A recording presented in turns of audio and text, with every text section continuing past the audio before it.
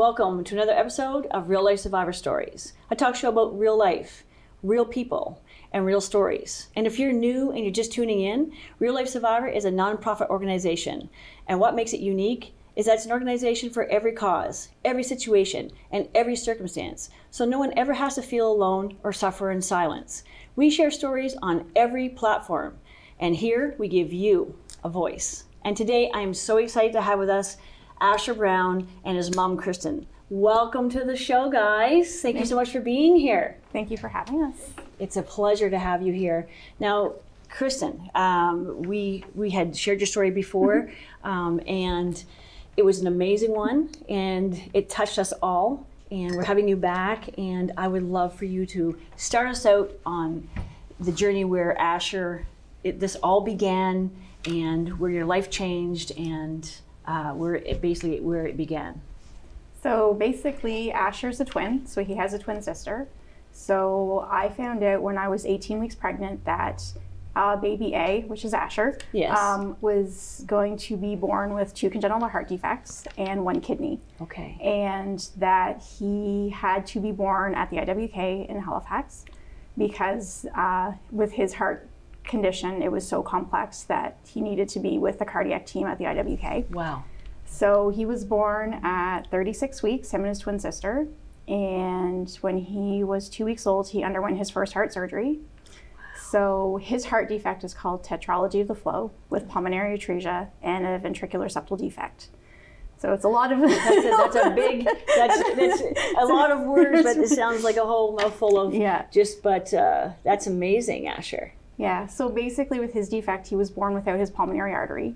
So that's the main artery that runs through your heart that, from my understanding, circulates the blood. I could be wrong, but it's a very important thing. Yeah, very important. He was born without his pulmonary artery, and also the 2 arteries that come off of his pulmonary artery are very, very tiny. Okay. So, and they kind of hope that as he got older, they would grow, but unfortunately, they have not grown at all. So he, he's had to go through his first surgery when he's 2 weeks old. His second surgery, he was 19 months old, and his third surgery, he had just turned 3. So in 3 years, he had 3 heart surgeries.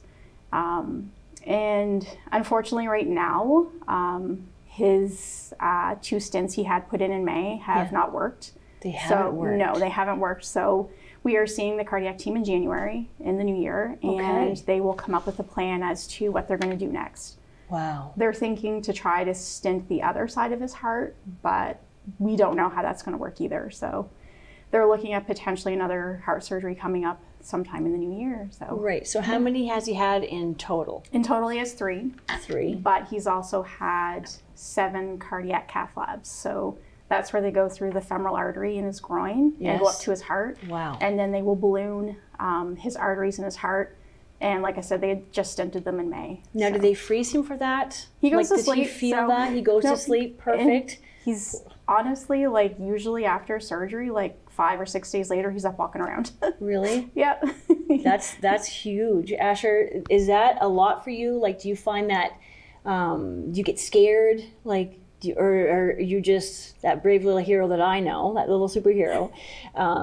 You're so used to it now that you just kind of like, here we go again kind of thing, and you just kind of push through it? Yeah. When you wake up, are you okay when you wake up, or do you feel, That's amazing. Wow. You are my little hero. It's so incredible how kids can they're so resilient. He bounces back so quickly. Yeah, it's amazing. Like, I had him at work with me when I was in the military, and one of my officers was like, "Are you sure there's something wrong with him?" And I'm like, "I promise he is." I know, he just seems like he's so normal. You would never even know that anything was wrong. No. And that's just how amazing you are, Asher. One of his cardiologists nicknamed him Captain Awesome. Captain Captain there Awesome. You go. That's a really good name for you, Captain Awesome. We will call you that from now on. Well, with that said, like, where are you guys today, because of all that he's gone through? Like, what's your life like now? Like, it's just continuous, the surgeries and then the checkups. Yeah, like do you get a break in between, or? Not really. Not really, no. Not much. I think the longest we've gone without having to see his cardiac team was 6 months. And that was like our longest stint. Other than that, it's usually about every 3 months. Plus in between, he has appointments with pediatricians to make sure, with his pediatrician to make sure that everything's going okay. Yeah. Family doctor appointments, dental appointments, because actually dental is very important when you're cardiac. So, oh, really? Yeah. How does that affect the Well, teeth? an infection will go directly from the tooth to the heart. So, Oh, right. Yeah. Well, that makes sense. yeah, so he has to see the dentist regularly and make sure he keeps up with all of his regular dental appointments. And we see the dentist right before he goes down to Halifax, or we see the dentist in Halifax, depending. Mm-hmm. So yeah, it's not a lot of downtime with him. Yeah. But we look at it as it's our normal. So we don't. Exactly. That's just your lifestyle now. It's been our life for 8 years, and that's just what we do. You're never prepared. No. So you're never prepared when you have a baby. You know, you just think everything's going to be good. I mean, we always pray everything's going to be It's good. all cupcakes and And sunshine. yeah, exactly. And we're never prepared for, the unknown. Yeah. And I think what helped me a lot was that I knew prior to him being born. yes. So I had that time to process it. Right. And I mean, of course, you cry, you scream, you get angry, because it's like, why? Why him? Like, why does this have to happen to him? Why does he have to go through this? And you kind of get through all of that. And then it was like, they were born, it's like, okay, I got this. Like, and that's just what we did. Now, with that said, there's nothing they can do they just have to keep doing the surgeries. Yeah. There's nothing they can do to replace anything or add anything or just Unfortunately, make it so easy. he doesn't qualify for a heart transplant. Okay. Because he would require a heart and double lung transplant. So Really? basically it's just dealing with surgery and cath labs for the rest of his life. For the rest of his life. I mean, medical technology does advance so much every day. A friend of mine, she kind of will give me a little update every once in a while, because she works at a university in the States, and she's like, oh, they're doing this is what's going on now. And so it's kind of neat to see how technology can advance. And I mean, in 10 years, who knows? But right now. Exactly. And it's incredible what they can do Yes. now with all this technology and these robots and Like 3D printers. And I mean, they can perform his surgery on a 3D image of his heart prior to him going to the OR, to cut down on OR time and to know exactly what they're doing. And they have all the proper imaging of his heart. And, it's a big help, and I mean, that just came around in the last couple of years. So, I mean, that shows how much it's progressed since he was born. Yeah, like, and at first it's a scary thing, because you're like, what? Like, is he going to be okay? Yeah. And it's like I say, it's the unknown. But now, like in today's now, like, are you feeling better, more, confident and, secure with everything that's going on? Like, you're not as scared as you were, I guess. No. At first it was very scary, because like you said, it's so much of the unknown, and you don't know what's going to happen. Exactly. And like every little, like if he's like, oh, it hurts, or oh, this, you're like, panic. Now I'm just like, oh, you're fine. You're fine. You're fine. Yeah. You get used to it, right? Yeah. Like I take it seriously, and I shouldn't say that. It's very serious. No. And like if I knew that there was something drastically wrong, you would know, though, right? You're just like, as moms, we have that instinct. Yeah, and we just know. Well, they had said, had it been my older two boys, who my oldest son is going to be 19 next week, right, and my middle son is 16, that they never would have ever picked up that defect. Really? And it would not have gone well at delivery. Like, we would never have known. So, I mean, that just shows like how advanced technologies come. Like, they picked it up right away, like when I was 18 weeks pregnant. So, and that never would have happened had it been my older two boys. So, it's really come a long way. And I mean, I try not to make him live by his defect. No, exactly. He's a normal little boy, and he gets treated like a normal little boy, and he does all the normal little boy stuff. And, I, hold my breath every time, because he has no fear, which is in a sense a good way for him to be, because he doesn't mind going to the IWK, and he doesn't mind going through surgeries. It's not a scary place. No. Right? So it's a fun place. Yeah. It's like your family, right? It's like your second family kind of thing. Your hospital family, the nurses and the doctors.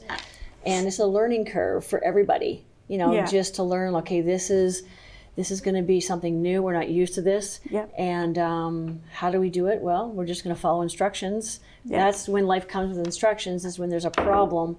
Because I always say we're not born with instructions. No. Our children are not born with instructions, so we just kind of wing it as parents and hope for the best. Yeah. But when there's a problem where we ourselves can't fix it, then we... And that's the worst part as a parent. Like, I can't fix it. I can't make it better. I can't put a Band-Aid on it and go, it'll be okay in a couple days. Like, this is it's going to go away. This is something he lives with his whole entire life.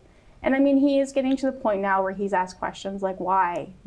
And it's like, because, and I just try to tell him, like, because you're strong enough to handle it. Exactly. And you know that, right, Asher? You know how much you can put up with and take, and you tell your mom, like, he would tell you for sure. Yeah. If he was just being overwhelmed by something, but I can imagine the doctors have given you guys that peace of mind. Oh yeah. Where, you know, and now you just know with your eyes closed, you know, what's going to take place when you do your visits, and all the signs that you see with him now, because at first they'd be all new to you and it's scarier. And I think that's why a lot of times I don't get too upset, because I know what to look for. Like my mom, who looks after him during the day, she knows too. Right. So we kind of know what to look for, and the signs, like if he's getting too lethargic, or sometimes his color will change and it'll go a bit blue, or there's certain things that we look for that a normal person wouldn't know. I shouldn't say normal person, but the average person would know that what makes to look for. You know what I mean? So we know, and I've told the school at any point in time, if you ever have a concern or ever think there's anything wrong, just call, we'll come get him. So the signs and symptoms, like for people watching out there, maybe that haven't been diagnosed. Maybe their child's going through certain things and they just haven't, maybe they weren't diagnosed when they were born. It's something they miss maybe. That does happen in life, you know, with everybody, everything. And what would be the signs that you could tell people out there that, you know, that have children, that they could kind of like look for, like if like something's wrong, we're not sure, they take them to the doctor, nothing's wrong, you know, they exhaust themselves. Well, because with him too, they actually said he's kind of almost like an anomaly, like for his heart condition, his heart defects and what he has going on, like his saturation levels and his blood pressure and stuff, they should not be, like his are as if his heart was perfectly normal. So there's other things that I have to look for, like excessive sweating with him. Really lethargic and tired, because he actually does have ADHD. So I can tell, like, oh, okay, you know, you didn't have meds today and you're really tired. Like, that's something to watch out for. Turning blue, like a slight blue tinge to his skin, and especially on the tongue. And I didn't know that until not the lips, I had just him. the tongue? The tongue. The lips, they said, it happens a lot. Look at the tongue. His tongue, his hands will be really, really ice cold, so his circulation's not getting... But his body's warm? Yep, but his hands and his feet are really... Actually, his feet are cold 90% of the time. He'll sit on the couch with me and I'm like, oh, dude, quit touching me with your feet. The lethargic, the sweating... like he could go outside right now when it's really windy and cold, and he could sweat just walking from here to the car. Wow. So those are things that I look for. Things to look for. Yeah. That you wouldn't think were a big deal, but that for us is our sign for him. I know, and this really touched me. Asher had for instance, where you had taken a picture of Asher due to his scars. Now, these scars keep this little boy alive. These are his roadmap to, like I say, keeping his heart healthy and going and his body functioning properly. Now, what touched me and still kind of bothers me to the point where I need to bring this to the attention to the viewers out there, bullying is a huge thing. Children and adult alike, we all are bullied in some way or form. There's work bullies, there's school bullies, there's just everyday bullies, you know what I mean? And people are so quick to judge and assume things. Now, when you had posted that picture on Facebook, Kristen had posted a picture of Asher on Facebook, and being proud of, you know, the scars that he has that's kept him alive. Shortly after that, Asher went to school and he was bullied by a classmate. Was it a classmate, Asher? I think so. Some kids in our neighborhood, Was it the neighborhood or was it at school? Okay, sorry. So I'll redirect that. I just knew it was someone that was bullying him due to his his condition. scars, And that really bothered me. And I just thought maybe we could hit on that a little bit because, you know, us as adults, we go through so much, you know, whether it be just depression, anxiety, just everyday life, we have our, you know, our struggles. Yes. Yep. And life is not easy. It's very challenging. Yep. And in certain, you know, at certain times. Otherwise, life can be so good, but then it can get so bad. Yep. And then what do you do at that point? And then you have your, like I say, it's always great to create a circle of friends. You know, you have that one best friend, or you have your mom or dad, or what have you. And you know you can always go to those people. But when they're this little and they're at school or they're playing outside or where have you, and they're on their own and they're, you know, they just went through a really big thing like Asher, and all of a sudden now he's getting bullied because something went viral. Yeah. And it was a proud moment. Yeah. And then he got bullied by it. Do you want to talk a little bit about that, just so we can kind of put that out there? He's being bullied for the scars that he has on his chest, and his sternum actually bows out quite a bit, so it actually kind of creates like a V. Yeah. And it can be prominent through shirts and things like that, and that's because his sternum's been broken so many times for surgery. Unbelievable. So that's how his happens to heal, is more of in a V shape, I guess.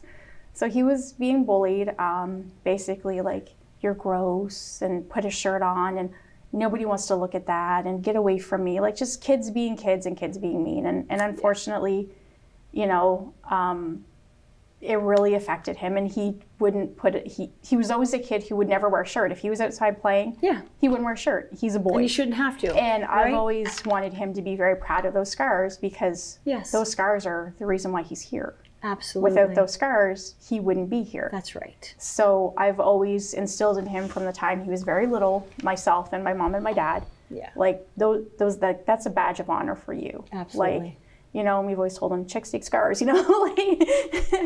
But well, it's true. Yes, in some sense.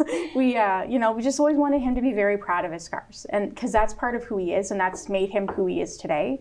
And to have, like, you know, have kids tear that down in like 5 minutes was just crushing.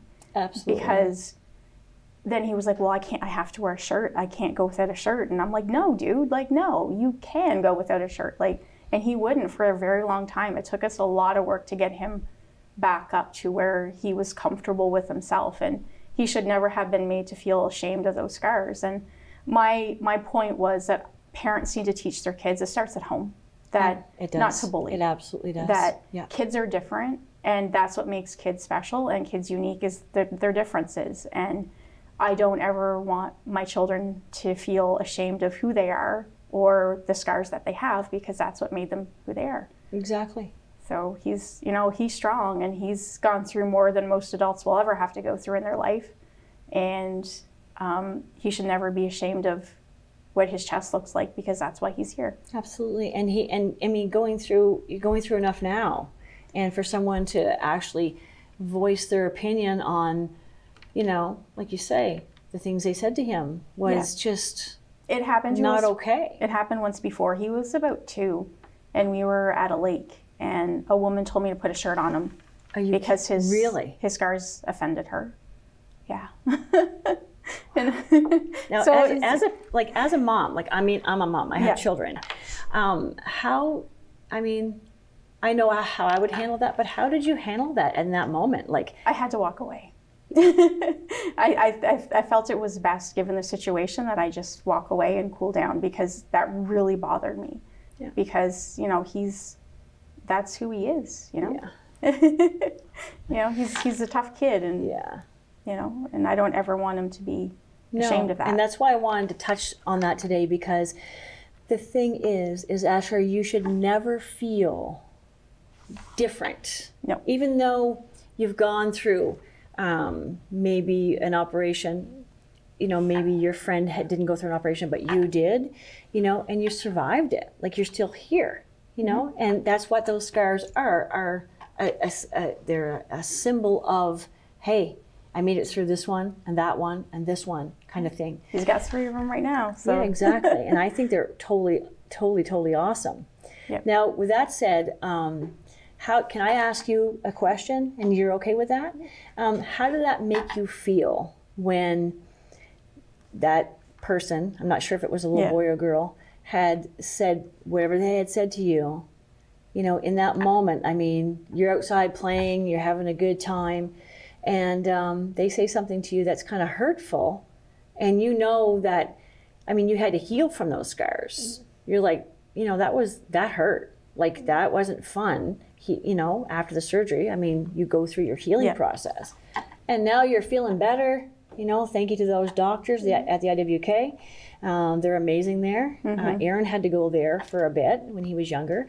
And and I think it's just it's a beautiful place. Yeah. And so with that said, how did that make you feel? Like, did that make you feel like, did you think that person was right? Did you think that kid was right? Like, that child was right, you know, saying those things to you? They were just being mean. Yeah. And then when they said that to me, I was sad that I just walked the other way. Yeah. Do they still, when you go outside, do they still try to say things to you, or do you just stay away from that crowd? Well, now she probably starting to be nice to me from now on. Yeah, she's starting to be nice. Okay, well, that's good. Yes. Maybe her mom spoke to her or something, maybe. Huh? Probably. I don't know. Well, that's okay. You did really well, and I'm really glad that she's starting to be nicer, and because that's not a very good feeling, is it? You know, because you're doing the best you can, and you're doing great because you've gone through so much, and we're just all so proud of you. And I guess maybe I can ask you this, because it's a little bit of a bigger question. What advice would you give to parents out there watching that, you know, have children that are going through medical things, or just, you know, maybe they were born with disabilities or what have you. And as parents, we're just doing our best and, you know, loving that child. And then you get that bully or that person maybe that's going through something that's just going to take it, I'll just pick on this family. Yeah. What advice would you give to parents out there watching when their child's being bullied? Like, what's the best thing to do? I know you said you just walk away from it, but at the end of the day, you're your child's voice, and you have to stand up and protect them. And, you know, raising him has been a whole lot different than raising my other 3 children, who are perfectly healthy. Yeah. You know, they're perfectly healthy. So he's different. So I have to be his voice. I have to be his protector. Yes. Because nobody else is going to do it. And he's going to shadow that, like, he's going to shadow off of you. He's going to watch how you deal with that. And how I deal with it and how I react. I have to make sure that that's how I want him to react when he's older. Exactly. Because like you say, it starts at home. Yeah. And that's such a powerful thing and a beautiful thing to say, because it does start at home. Yep. And if he's seen you being combative against those people, even though it's so hard sometimes to bite our tongues. It's so hard. But the thing is he will watch how you handle that, and then that will grow with him. Yeah. So my thing is, I think my biggest piece of advice is stand up for them, protect them, do what you can. And, you know, and if they're going to act out, sometimes acting out with their parents is the way that they can release how they're feeling, because you're their safe haven. So, you know, if sometimes he can get a little angry and frustrated and upset. That's totally normal. And that's okay. And I know he's doing it with me or with my parents because we're his safety net. So he knows that we're going to protect him, and we're going to love him no matter what, and we're going to love him unconditionally. And just standing up for your kid is the best thing that you can do, because you're their voice. Right. That's exactly. Like, you're their protector. And you can only do your best, and it might not work. It might not work every time, but we can just keep at it, and eventually maybe all those people will come to realize just how severe the situation is and the impact they're making on. Words hurt. Words hurt. And you know what? That's true. Words do stay with you for your life, for your lifetime. I cut heels, but words stay with you forever. Exactly. Yep. So with that said, I'm so happy to have you guys on the show today. Yeah. The message that you gave us today was powerful, and hopefully somebody out there that's watching That's our goal, is to touch someone that's watching. And if we can touch one person, then our goal is met. But there's a lot of people out there that has gone through medical things and just challenging things. And on top of that, they're being bullied, and which is not a fun thing at all. And your message today saved a life without you even knowing it. So I want to thank you so much for coming on the show, Asher. I want to thank you so much, Kristen, for coming on the show. It was a pleasure having you. Thank you for having us. And I want to thank you guys for tuning in today. And if you're someone out there that would like to share their real life survivor story with us and be a guest on the show, you can connect with me on Facebook under Julie Comeau, and also on my fan page, Real Life Survivor. And remember, no matter the struggle, no matter the challenge, no matter the obstacle, never give up. We'll see you back here next time with another Real Life Survivor story.